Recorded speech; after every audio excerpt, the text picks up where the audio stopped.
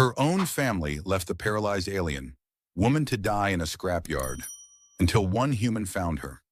The scrapyard stretched for kilometers, a dead zone on the edge of the industrial district. Under a pale, dust-heavy sky, thousands of dismantled starship hulls, stripped cargo haulers, and heaps of machinery sat in uneven rows. The air was dry and metallic, carrying the faint sting of oxidized steel and old ozone. Weak sunlight caught on shards of mirrored panels buried in the debris, sending sharp glints into the air. The wind rattled loose plating and sent fine trails of grit rolling over the ground. Darren Core stepped carefully along a narrow path between two mounds of broken transport shells. He carried a handheld inventory scanner in one gloved hand, a short pry bar in the other.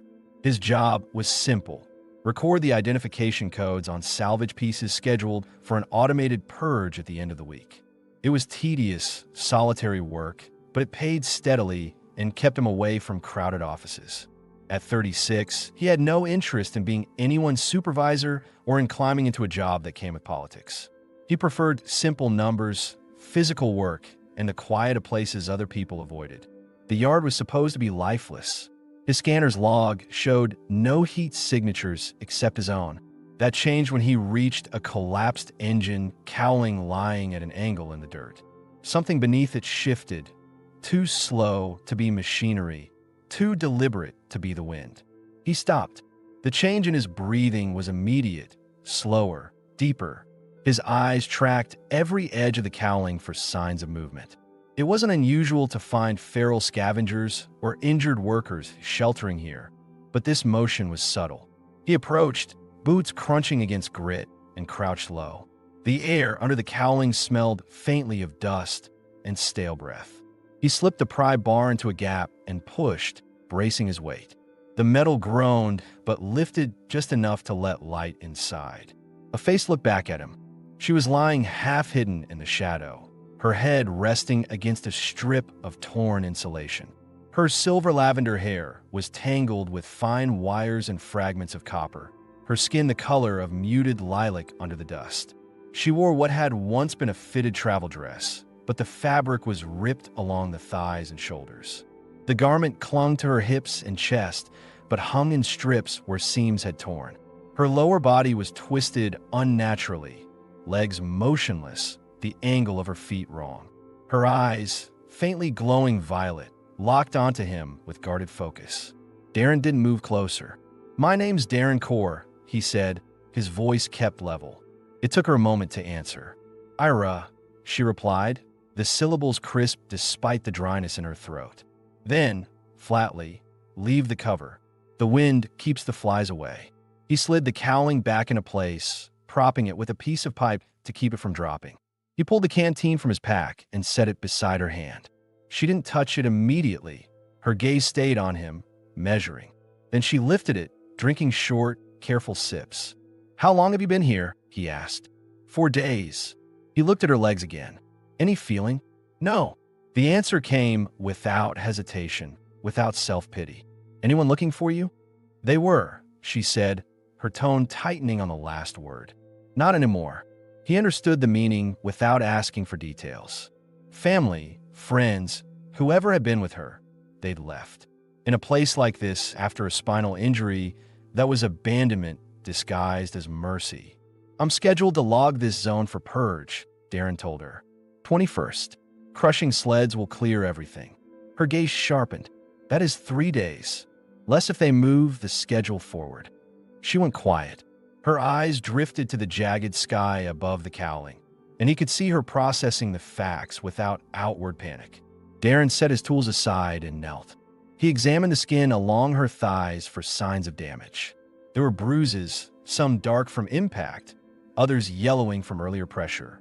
No open wounds, no swelling that would suggest internal bleeding, but her body temperature felt low.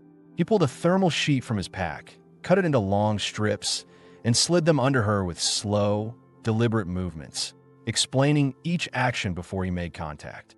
She flinched when his hands brushed her hips, but held still. "You carry tools like a smuggler," she observed.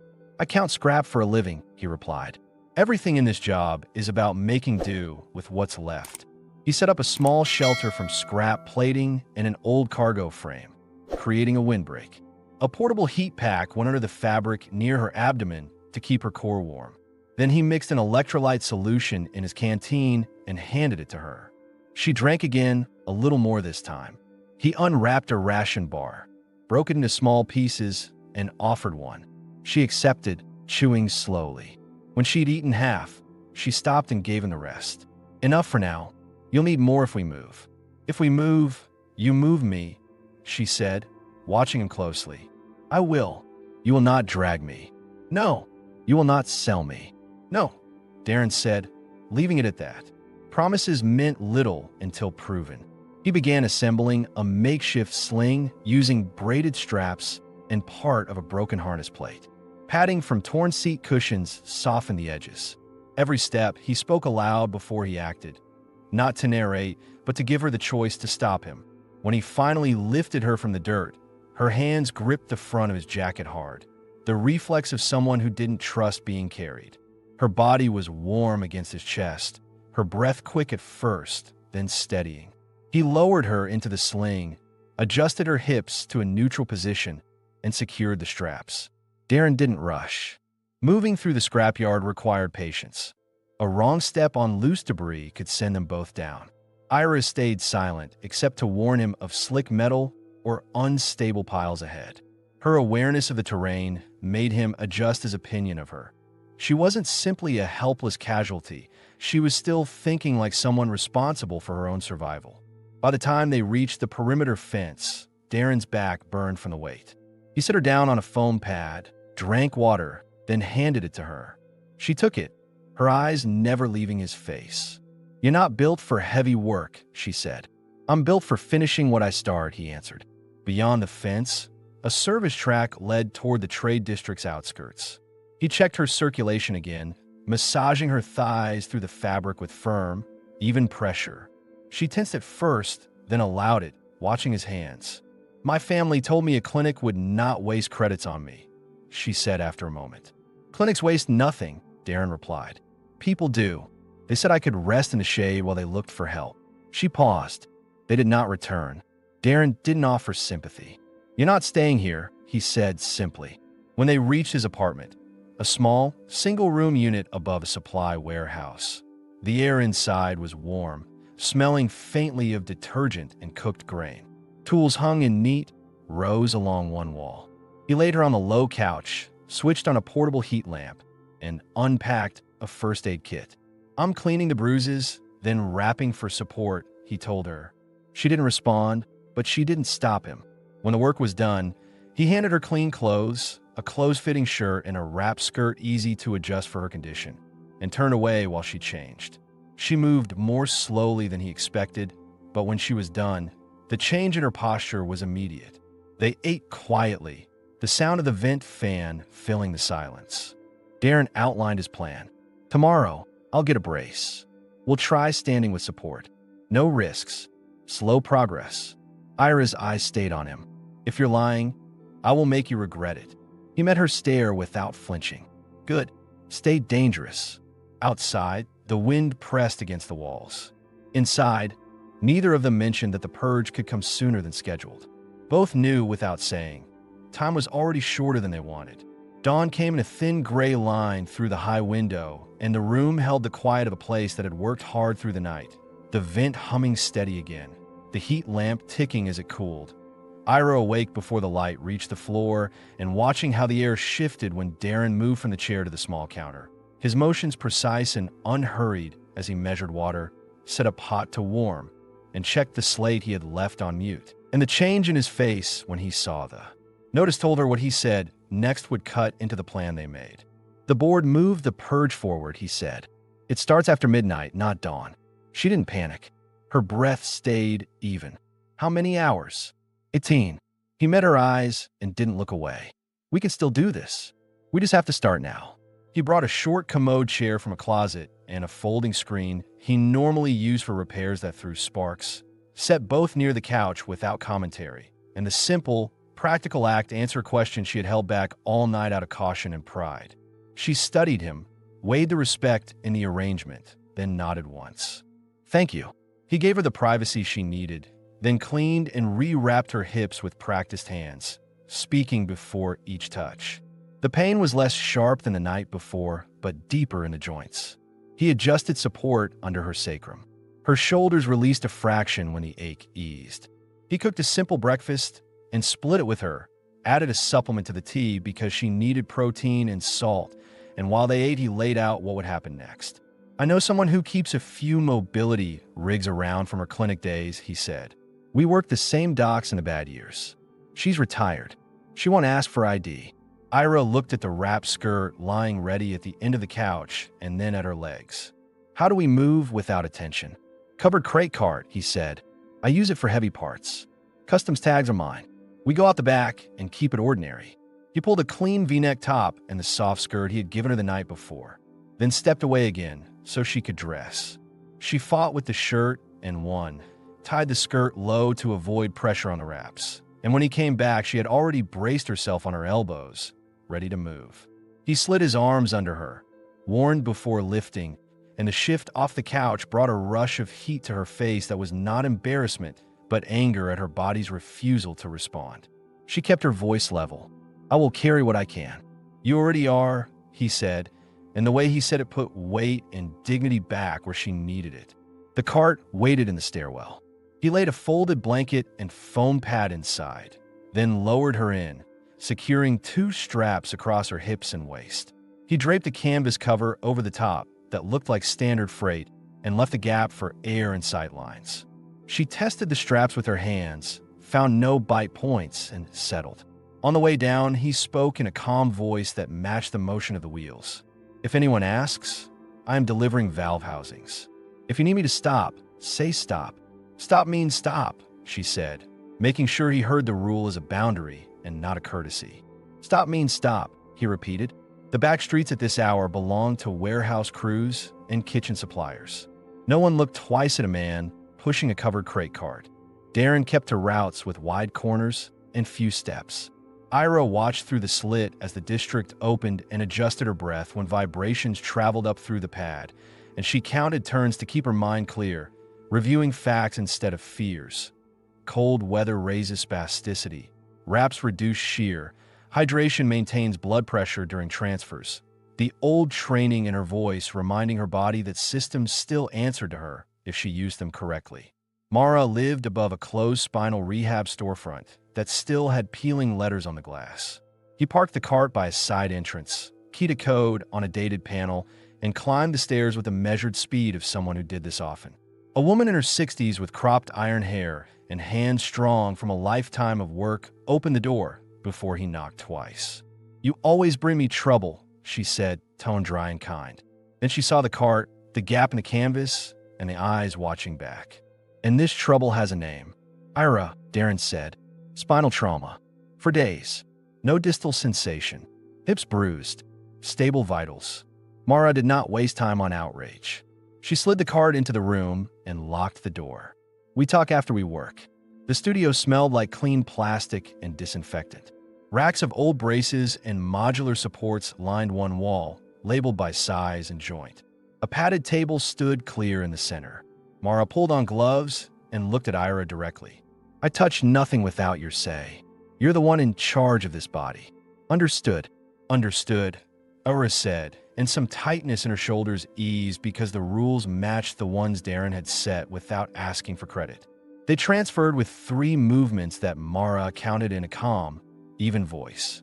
Ira's hands clenched on Darren's forearms once when her lower back lit up with a hot, wrong signal. Then she managed her breath and gave a short nod to continue. Mara palpated along the iliac crest, sacrum, and lumbar spine. "Tender at L2, L3, she said. "Motor loss below. Some tone in the quads, none in the ankles. Good skin integrity thanks to clean wraps. We keep it that way."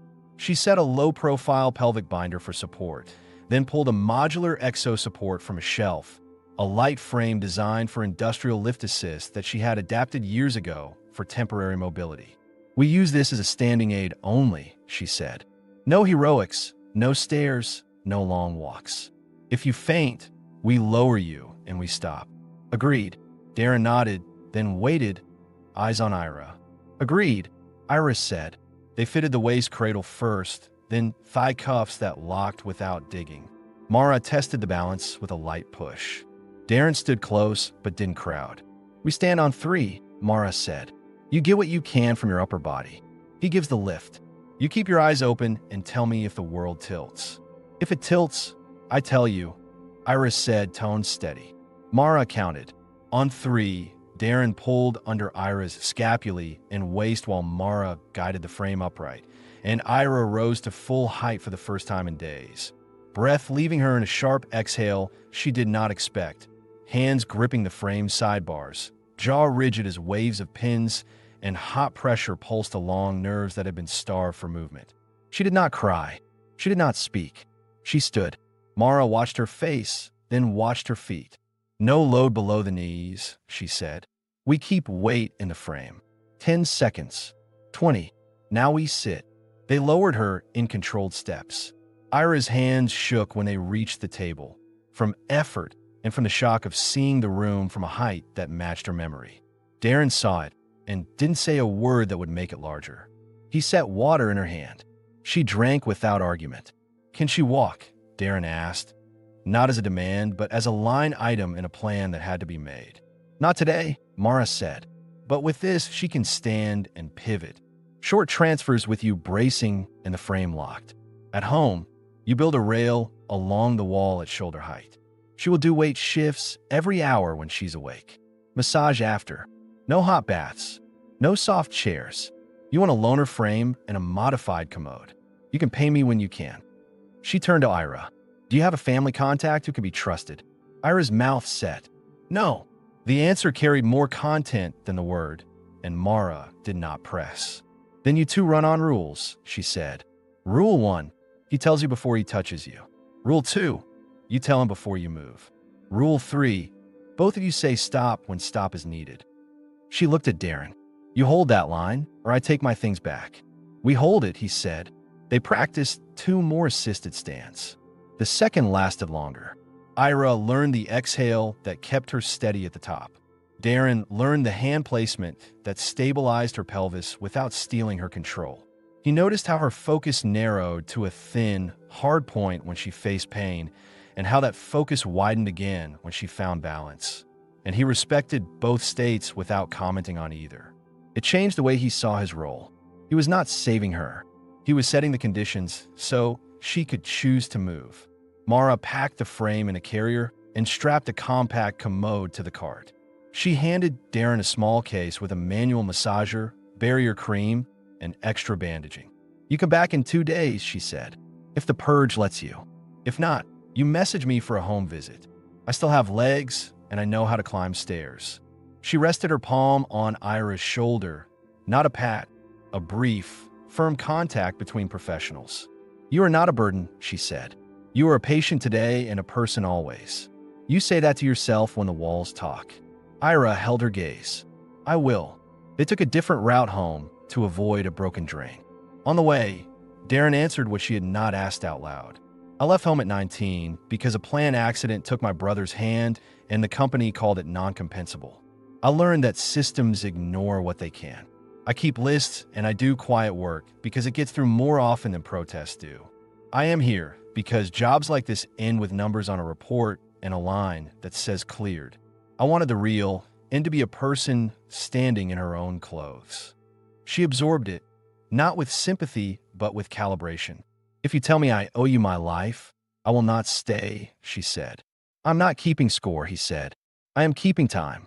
Back at the apartment, he mounted a pipe at shoulder height along the wall in the main room, fastened into studs, wrapped in grip tape, a straight rail that reached from the bed to the small galley.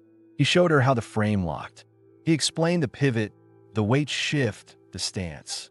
They practiced a stand and a single pivot to the rail, then a sit. The first attempt shook her. The second found a rhythm. On the third, she looked at him with a quiet, contained pride that made his chest feel tight and useful in the same beat. He stepped back to give her space. She reached the rail and held her own weight for a count of 3. Enough, she said, calling stop before the tremor took her balance. He caught the frame as she returned to the couch. She closed her eyes and breathed until the color came back into her face. Practical concerns pressed in around the progress. He printed a plain set of clothes that fit better under the frame. He trimmed the skirt ties and stitched flat seams. He shifted his workbench to make room for the commode and screen. He set up a schedule grid on the wall with blocks for hydration, meals, meds, massage, and rest. She watched the grid take shape and felt both small and seen. The sense of being handled faded each time he asked permission and waited for her answer. It rebuilt when her body failed on a movement she wanted and she had to say stop again. She kept her voice steady each time. She said it to prove to herself it was control, not surrender. Near noon, a supply runner knocked to deliver parts Darren had ordered days ago. He answered the door without glancing back at her, trusting that she had the screen and the frame in place. The runner saw nothing unusual. When the door closed, Ira exhaled slowly and looked at the frame as if weighing herself in it. My family left because they believed this would swallow all futures, she said. They love quickly and fear slowly. They were not ready to carry both at once. Darren leaned against the counter. Do you want me to write them? No, she said at once. Then, after a measured pause, later, I may want to tell them I stood. Not today. In the afternoon, they started massage and pressure relief on a strict timer. He warmed his hands each round, used the manual massager for deeper work, and tracked her skin for any change. She kept him honest with short corrections when pressure wandered or speed dropped. The work drew them close for long minutes where breath and focus narrowed to the simple facts of touch and response, treatment and effect, and the quiet grew dense with things neither of them named because naming them would move the line they both needed to hold. When he finished a set, she pulled the blanket over her hips herself, a small act that felt large. At dusk, he stepped to the window and watched clouds build over the district. He weighed the purge schedule again and what they still needed to do before midnight, close the yard forever, not because they would be there, but because he knew Ira needed that closure clean in her head. Do you want anything from the site? He asked, turning back. A keepsake, a thing to rename the place in your memory. She surprised herself by answering quickly. The strip of insulation I used for a pillow, she said. I chose it. It kept the heat off my skull. It did its job. He nodded. We can get that before sunset if we go now and come straight back. She stared at the frame, then at the door and decided. We go. They used the cart again for speed. The yard watched them with the same dead clarity as yesterday. Only now the silence felt temporary, as if the place was already bracing for the machines. At the cowling, he lifted the metal and she reached under with careful hands, feeling the texture of the torn insulation, recognizing the exact piece she had chosen, and when her fingers closed around it, she felt a private, steady satisfaction. It was not sentiment. It was ownership. She held it up. This one. He bagged it, then took one last inventory scan for the log because he refused to leave a task half done even now, and that small habit grounded him when a larger work threatened to spill into feeling. Back home, the day ended with another stand and a longer pivot, both of them sweating from exertion, the room warm with the smell of effort and the small, clean odors of cloth and soap. He cooked a thicker stew. She ate more and asked a question that had hung between them since morning. If the brace lets me stand, what is the mission after standing? He answered without flourish. Autonomy in the rooms you live in. Control of your day. We set goals we can measure. We don't chase miracles. We build function. She considered it, then gave him the same nod she had given the first cup of water in the yard. Function, she said. We will build that. Night settled with the sound of light rain on the window. He set his chair near the couch again and the extra blanket within reach. She set the strip of insulation on the table where she could see it when she woke. Before he turned down the lamp, she said one more thing, not as a gift but as a record. When I stood today, I thought I would feel small for needing both of you to lift me. I did not. I felt tall again for the seconds I owned. That is the part one will remember if someone tries to make me into a story. He met her gaze. No stories, he said. Just days. He checked the purge alert once more, confirmed the new start time, and muted the slate again, and the two of them went to sleep in the same room with rules intact and a clear plan for the morning, the kind of plan that does not look brave from a distance but changes everything up close. The rain kept falling through the night, tapping against the single high window until the first pale light of morning cut across the wall. Darren woke early, the habit of years, and checked the purge schedule before anything else. No new updates. Midnight still marked the start, but he knew enough about the board's operations to understand schedules could shift without warning. He set the slate down and moved quietly, boiling water and checking the brace fittings on the table while Ira stirred under the blanket. Her eyes opened slowly, focusing on the ceiling before she turned her head toward him. "How long until midnight?" she asked. Her voice was steadier than yesterday, but not casual. She wanted the exact number. 16 hours, he said. "Plenty of time for what we need today." She pushed herself up on her elbows, testing her balance without him prompting. The movement wasn't smooth yet, but it was faster than before. Yesterday had been about standing and making her first pivot. Today he planned to answer questions she hadn't spoken aloud yet. How much she could do without him holding her, how far she could move in the frame, and what adjustments would make the apartment fully hers. He also needed to know something he'd avoided asking. What exactly had happened in the moments before her family left her under that cowling? Not for curiosity, for context. If he didn't understand the injury's origin, he couldn't plan the safest rehab. He brought over her clean clothes, helped her into the brace, and guided her to the wall rail. She gripped it with both hands, straightened with his support, and when she found her balance, he stepped back one pace, far enough to test her independence, close enough to catch her if she slipped. She held the position for a full 15 seconds before she shifted weight and took a controlled step toward the counter. Her jaw tightened with the effort. "How many more?" she asked. "2," he said. She took them without leaning too much on the frame, then stopped before the tremor in her thighs became unmanageable. They rested at the counter while he made breakfast. She watched him move, eyes narrowing slightly, not from suspicion but from cataloging the way he organized space. How the cooking tools hung in reach, how every item had a fixed place. "You've lived here a long time," she said. 8 years, he confirmed. Moved in when the docks shut down. Found steady work with the board after that. "What were you before inventory clerk?" The question was direct, not idle. "Portside freight runner," he answered. "I knew every cargo lane in the district. Then the companies consolidated routes, and the rest of us found other work." He could see she was weighing his answer against her own history. She'd said nothing about her life before the accident. "Ira," he said finally, his tone even. "How did it happen?" She didn't look away, didn't soften her voice. "Shuttle crash. We were running a short jump between stations when a cargo container came loose in the bay. I was nearest, got hit from behind. My crew moved me into the yard because the station medics wouldn't take someone without payment up front. My family told me they'd find a sponsor." She let the silence sit before finishing. "They didn't." Darren didn't respond right away because the truth was simple and ugly. Leaving her was easier than facing the debt. When she'd eaten, he adjusted the brace for more forward support, then told her they were going out again, but this time, not to the scrapyard.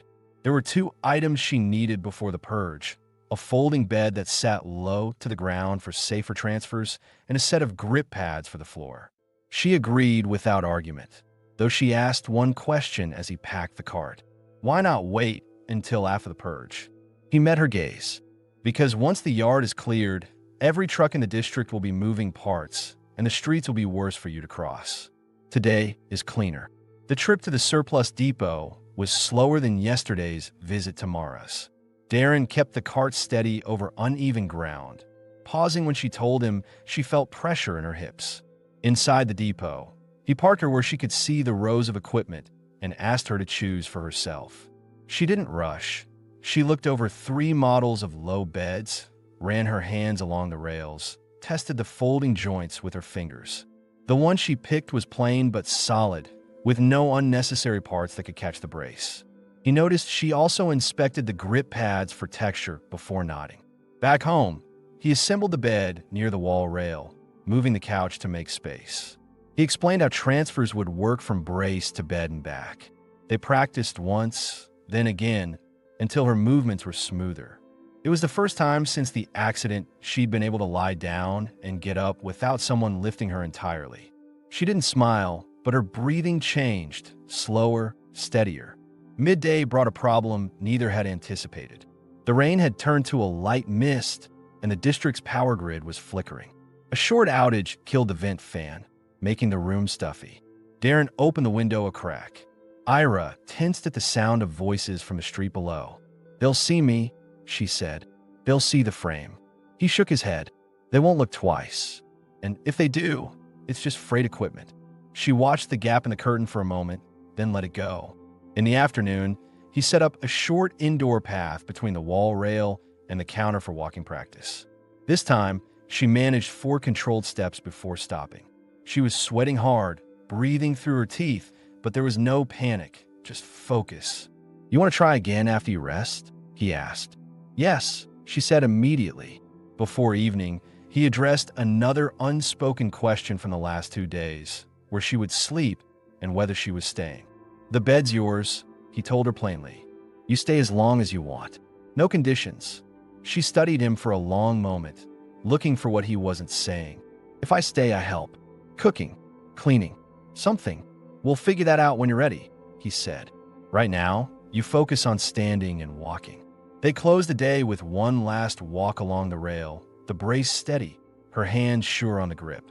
At the end, she looked at him and said, "If we make it past tonight without trouble, tomorrow I start keeping my own schedule." He nodded. "Deal." When the lights dimmed for the district's night cycle, she set the strip of insulation by her bed again, exactly where she could see it if she woke in the dark. Darren locked the door, checked the weather, and set an alarm 2 hours before midnight. He didn't tell her, but he planned to be ready in case the purge started early. This time, when they settled, there was no tension in the quiet between them. Only the shared understanding that tomorrow would be different and that both of them were now committed to making it work. The alarm on Darren's slate buzzed at 2200, 2 hours before the scheduled purge. He shut it off quickly, not wanting the sound to jar Ira awake, but she was already turning toward him in the low light. "You expect trouble?" she asked, voice clear despite having been asleep. "I expect change," he said. "Schedules don't always hold." She pushed herself up on her elbows, watching as he checked the straps on her exo support brace and set the cart near the door. "We aren't going anywhere," she said. "Not unless the purge crew knocks." "The problem is they won't knock," Darren replied. "If they start early, the crushed sleds roll through the yard's perimeter without warning. The noise is enough to panic the locals, and that means crowded streets. Crowds mean slow movement." Her gaze flicked to the strip of insulation on her bedside table. "You want to be ready to move me." "I want to be ready to move us," he corrected. They didn't have to wait long. At 22:43, the low mechanical hum of distant engines filtered through the window. It was too soon. Darren crossed the room and cracked the window, listening.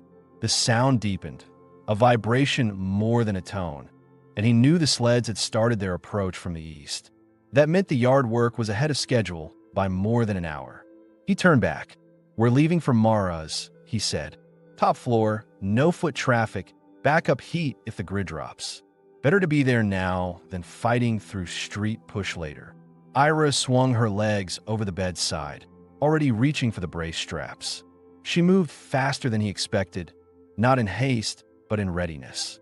He steadied the frame while she fitted the cuffs, her fingers precise even with the tension in the room. "How far?" she asked. 7 blocks, he said. 2 with rail, 5 without. When they reached the first landing, the deep bass of the sled's engines was stronger. Darren adjusted the cart's cover to shield her from the damp air outside. "You good?" he asked. "Go," she said.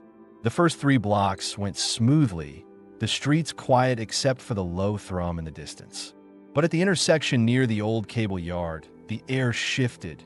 The hum became a rumble underfoot, vibrating through the pavement. Ira gripped the cart's side rails. "They're closer," she said. "Yeah," Darren replied, eyes scanning for the smoothest path forward. That was when a half-dozen locals turned into the street ahead of them, carrying salvaged scrap on shoulder poles. They weren't hostile, but they filled the narrow lane, forcing Darren to slow. The gap between the crowd and the wall was narrow, too narrow for the cart. He made the decision in seconds.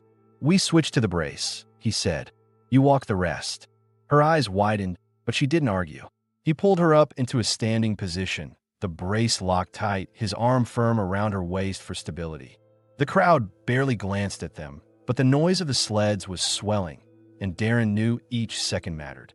They moved in short, deliberate steps, her grip strong on his forearm. The uneven cobblestones under her brace made each footfall a calculation, and he adjusted his own pace to match hers exactly. She didn't look down. Her eyes stayed on the route ahead, trusting his calls. "Left here," he said quietly. She obeyed without hesitation. By the time they reached Mara's block, the sled noise had become a constant undercurrent, like the street itself was alive. He pushed the door open and guided her inside. The warmth and stillness of the stairwell hit immediately, but the climb was still ahead of them. She surprised him again by refusing the cart. "I can take the stairs with the rail," she said. "You spot me." He wanted to argue for speed, but he saw in her expression that this was not stubbornness. It was calculation. If they had to leave in a hurry later, she needed to know she could manage stairs. The ascent was slow. She gripped the rail with both hands, shifted her weight, and lifted each leg in turn. Darren stayed half a step behind, ready to catch her. Twice she paused, catching her breath, and both times he matched her without urging her on. At Mara's door, she was sweating but upright. Mara opened immediately, taking in the brace, the set of Ira's jaw, and a low mechanical thrum outside. "You made the right call," she said, stepping aside. Inside, Darren helped Ira into a chair near the heater. She exhaled, her hands loosening on the armrests. "You didn't carry me this time," she said. "No," he agreed. "You carried yourself. I just kept you from falling." The noise outside was steady now, but no longer a threat. For the first time since they left the apartment, Darren let himself relax into the seat opposite her. She met his gaze, and something unspoken passed between them. Not relief exactly, but recognition. Both of them had learned something about what they could do together when the clock was running down. "Next time," she said, "we don't wait for the engines to start." He gave a short nod. "Next time, we move when the light changes."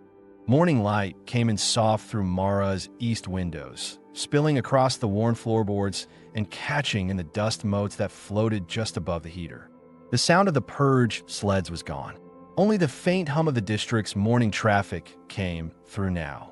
Ira was already awake when Darren came out from the small spare room Mara had given him for the night. She was seated in the exo support brace by the table, hands wrapped around a ceramic mug that steamed faintly. Mara sat across from her, drinking her own tea in unhurried sips. "You didn't wake me," Darren said. "You needed the sleep," Ira replied, her tone neutral, but her eyes following him in a way that suggested she'd been aware of every sound in the night. Mara's gaze moved between them before she set her cup down. "She's been up since first light," she said. "Already did her morning stretches and a 10-second stand without you hovering.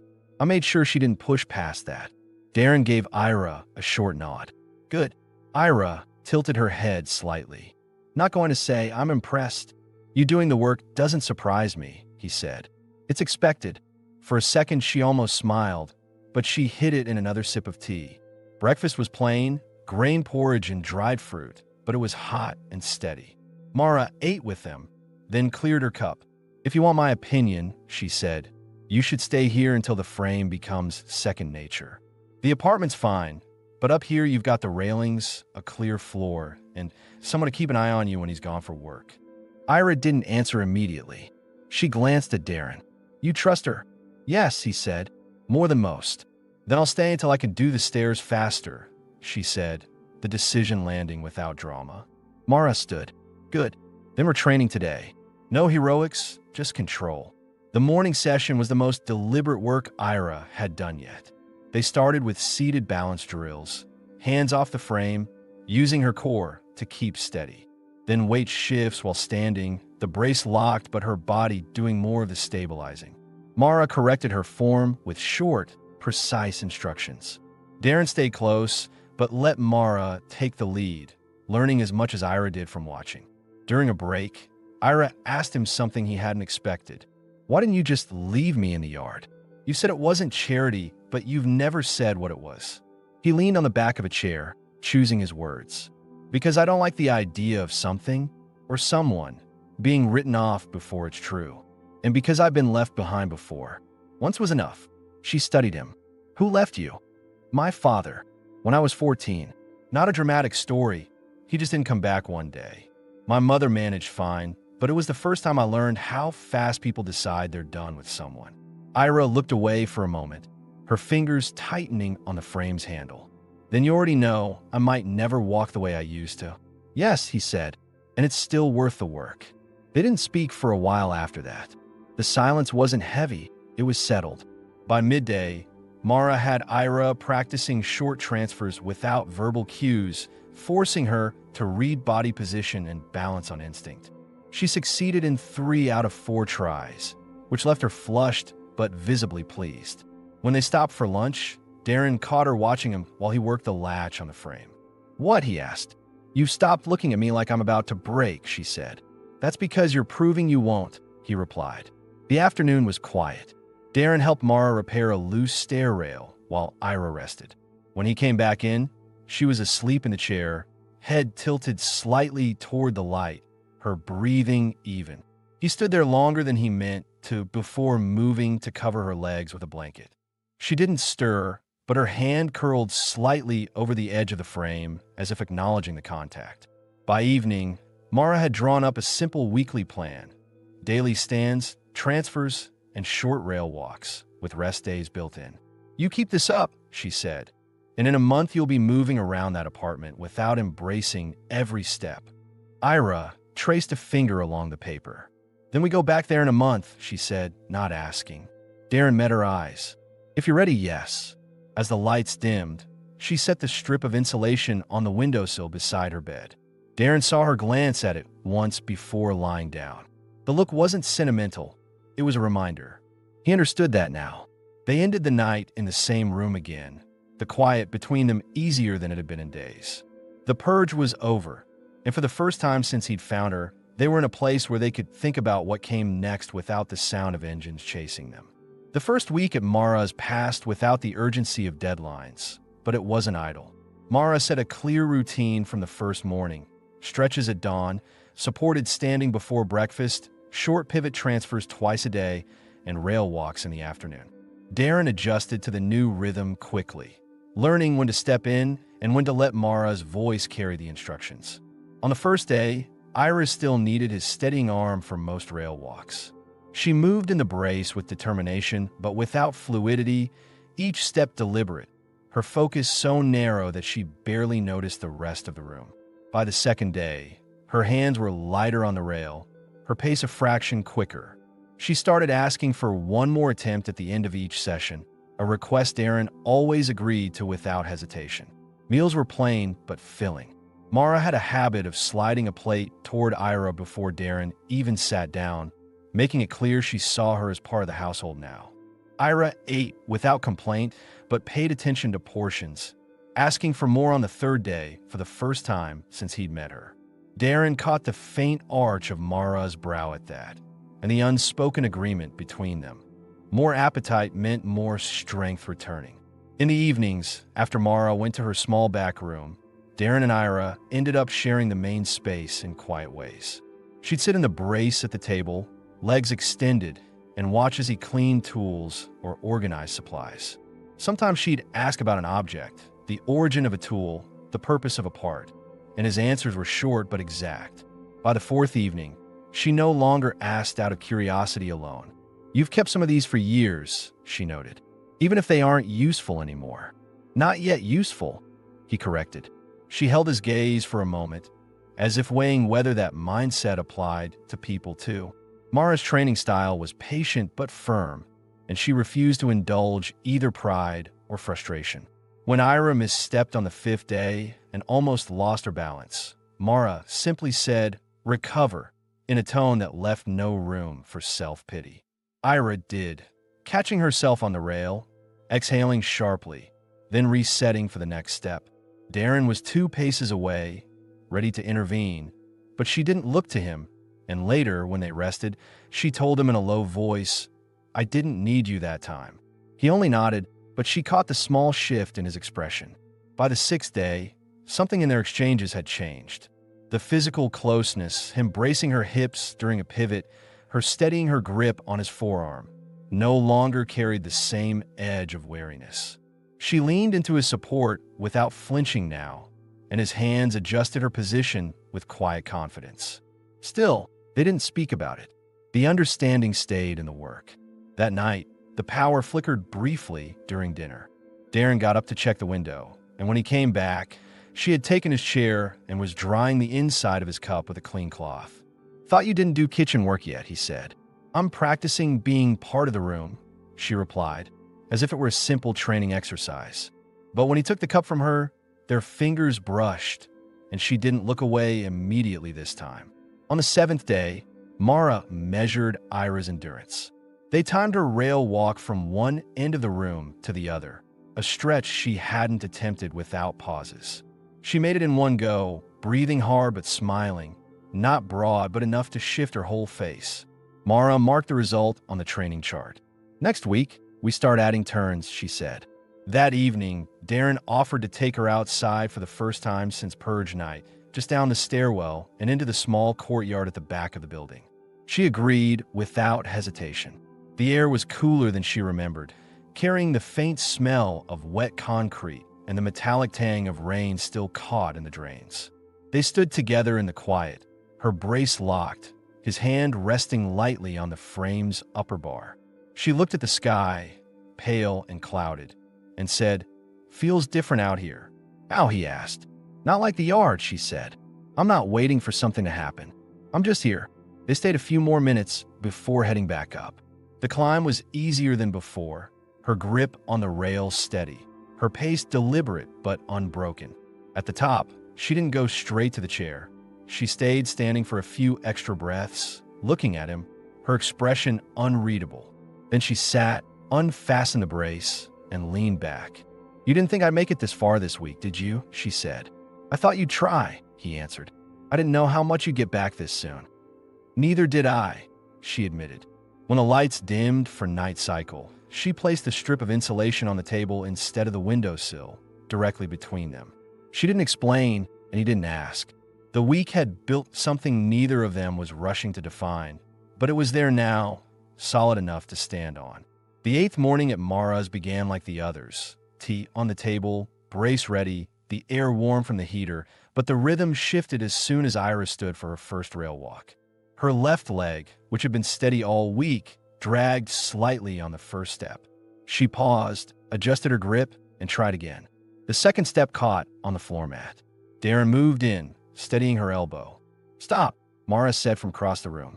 "I can fix it," Ira replied, her tone clipped. "You'll fix it by stopping," Mara said, walking over. "If you push now, you'll strain the hip and lose a week." The warning landed heavier than either of them expected. Ira looked at Darren, as if waiting for him to overrule it. He didn't. "Sit," he said. She lowered herself back into the chair, jaw set. For the rest of the morning, she was quieter. She went through the seated balance drills without complaint, but the focus was gone. By midday, when Darren suggested a short pivot transfer, she refused. "If I can't walk right today, I don't want to move at all." "It's a bad day," he said. "Not a bad pattern." "That's how it starts," she shot back. "One bad day, then another. Then you can't get it back." Mara left them alone after lunch, muttering something about errands. The room felt larger without her, and heavier. Darren stayed by the table, leaning on the back of a chair. "You think I brought you here to get perfect," he said. "You brought me here to move forward," she said. "Now I'm moving backward."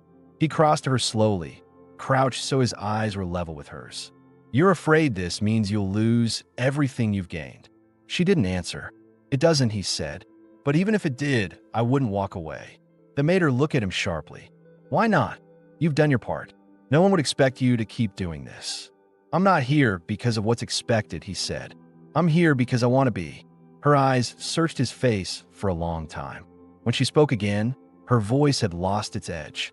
"If I stay like this, if nothing improves, you'd still—" "Yes." He cut him before she could finish. They stayed like that for a few seconds before she looked down, pressing her palms into her thighs. "Then you're making this harder," she said. "Ow." "Because now it's not just about whether I can walk again. It's about whether I'm worth staying for." He didn't argue with the statement. Instead, he said, "Then let's make it about both." In the afternoon, she agreed to try again, not walking but supported standing. Darren locked the brace and stood close, one arm braced against the wall rail, the other ready at her waist.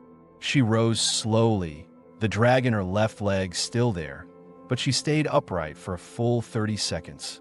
He could feel her breath quicken, not from pain, but from holding the position with precision. When she sat again, she looked more in control than she had in the morning. That night, Mara returned to find them at the table, the tension from earlier replaced by a quiet focus. She glanced between them, but didn't comment. After dinner, Darren walked Ira to the window. Outside, the district was lit in a scatter of warm lights, the streets calm. "When we go back to your apartment," she said, "I don't want to go back as the same person you carried out of the yard." "You won't," he said. "That person's already gone." She was silent for a moment, then reached over and rested her hand lightly over his on the window rail. "Then don't let me go back alone." "You won't," he said again, and this time it wasn't a promise out of duty. It was a decision. They left Mara's flat on a clear morning, a week after the bad day that had nearly stopped Ira's training cold. The brace straps were secure, her hands steady on the frame's grips. She'd insisted on walking part of the way rather than riding the cart the whole distance, and Darren had agreed with one condition. She called stop before fatigue set in. The first 2 blocks were slow, but her steps were even. She kept her eyes forward, not on her legs. The rhythm of brace, step, shift was deliberate, controlled. Darren matched her pace without guiding, staying close enough that she could catch his arm if she needed to, but never reaching unless she asked. When they stopped for her to rest, she leaned lightly on the frame and looked at him. "Feels different," she said. "How?" he asked. "Last time I left with you, it was because I had no choice," she said. "This time, I'm choosing to." He didn't comment, but the faint lift at the corner of his mouth was enough. Back at his building, she took the stairs with both hands on the rail. Darren stayed one step behind, ready but not crowding her. The climb was deliberate, with short pauses to shift weight. At the top, she stopped and turned her head toward him. "You never saw me walk in here the first time," she said. "Now you do." Inside, the apartment looked different than the day they'd left for purge night. Darren had cleared the floor, mounted an extra wall rail along the main path from the bed to the kitchen, and replaced the couch with a low bed like the one at Mara's. A short table beside it already held a pitcher of water and her folded wrap skirt. She took in the changes slowly. "You planned this before you knew if I'd come back." "I planned it because I wanted you to have a choice," he said.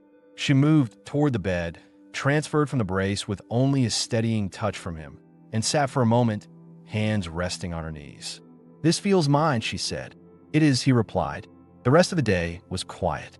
Darren unpacked the last of the supplies Mara had sent, while Ira explored the apartment on her own, short walks between rails, practicing pivots, testing where she could manage without bracing against the wall.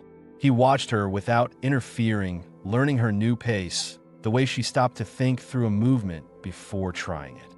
In the evening, they ate together at the small table. There was no talk of schedules or drills, just the sound of utensils and the faint hum from the vent. Partway through, she set her fork down and leaned back. "You said once you weren't keeping score," she said. "I'm not," he replied. "Then I will say this now, before we go any further. I'm not here because you carried me out of that yard. I'm here because I want to be." The statement landed with the same weight as any agreement they'd made during her training. He nodded once, not trying to stretch it into something softer. "Then we're even." After dinner, she insisted on doing the dishes from her chair. He let her, only stepping in to hand her the drying cloth. They worked side by side in the small space, moving easily around each other now. The air felt settled, like the place had already adjusted to holding 2 people instead of 1. When the lights dimmed for night cycle, she set the strip of insulation on the shelf above the bed. Darren noticed it was no longer within arm's reach, but still visible. "You're not keeping it beside you tonight?" he asked. "I don't need to," she said simply. He pulled the spare blanket from the closet, and set it at the foot of her bed. "I'll be here if you need anything," he said. She looked at him for a long moment. "I know." It was the same tone she'd used when she'd finally trusted him to lift her in the yard. Direct, certain, without ceremony. The difference was that now, there was no distance in it. When they both turned in for the night, the apartment was quiet except for the steady hum of the vent. Outside, the district moved on, unaware of the change inside those walls. Ira lay back, her body tired but not defeated, and thought about the distance between where she'd been left and where she was now. Darren, in the small room next to hers, listened to the same quiet and knew she wasn't going anywhere unless she chose to, and that she'd already made that choice. For the first time since the scrapyard, they both slept without listening for the sound of engines. The story closed not with an escape, but with a return, two people in a room that now belonged to both of them, by decision rather than circumstance.